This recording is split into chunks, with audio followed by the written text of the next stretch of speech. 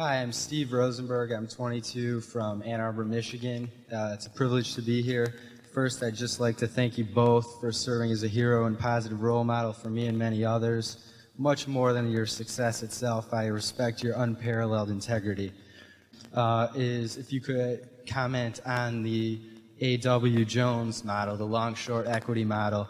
I understand that it doesn't make sense for capital the size of Berkshire's to take that type of a strategy, but it just seems to me that playing the short side in combination also seems incredibly compelling, even given the inherent structural and mathematical disadvantages of shorting. And I was wondering if you could talk a little bit more about why you would have lost money on your basket of 100 frauds. Yeah, it's an interesting question, and we'll go in reverse order. Many people think of A.W. Jones, who was a fortune writer at one time, and who developed the best known hedge fund whenever it was in the early 60s or thereabouts, maybe the late 50s even. And for some of the audience, the idea originally with A.W. Jones is that they would go long and short more or less equal amounts and have a market neutral fund, so that it didn't make any difference which way the market went. They didn't really stick with that over time, and I'm not even sure whether A.W. Jones said that they would, but sometimes they'd be 140% long and 80% short, so they'd have a 60% net long or whatever it might be. They were not market neutral throughout the period, but they did operate on the theory of being long stocks that seemed underpriced and short stocks that were overpriced. Even the Federal Reserve, in a report they made on the long-term capital management situation a few years ago, credited A.W. Jones with being sort of the father of this theory of hedge funds.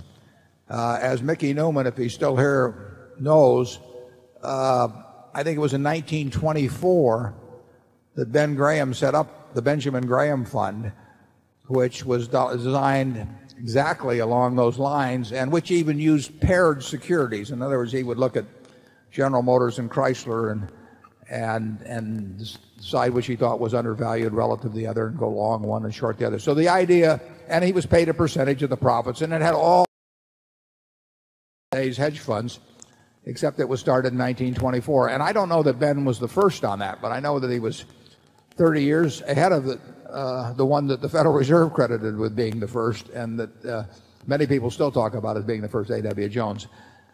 Ben did not find that particularly successful, and he even wrote about it some in terms of the problems he encountered with that approach.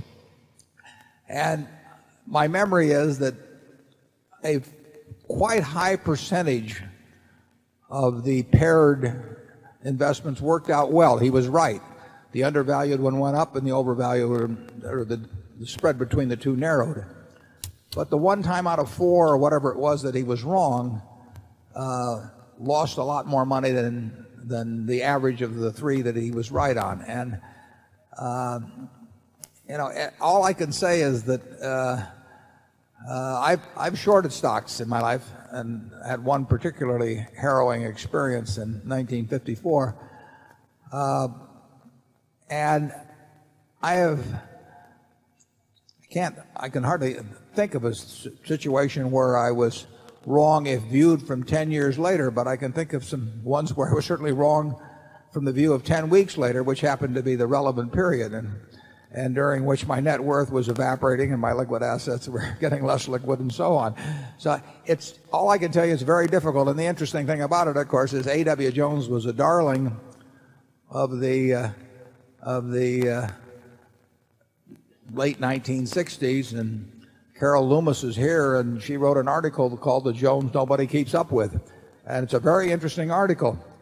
But nobody was writing articles about A.W. Jones in 1979. I mean, something went wrong, and there were spin-offs from his operation. Carl Jones spun off from his operation. Dick Radcliffe spun off from his operation. You can go down the list, and out of many that left, a very high percentage of them bit the dust including suicides, cab drivers, subsequent employment, the whole thing.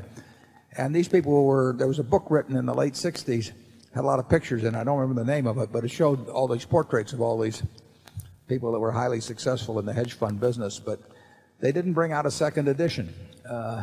So it's just tough. Logically, it should work well, but the math of only, you can't short a lot of something. You can buy till the cows come home if you got the money. You can buy the whole company if you, but you can't short the whole company.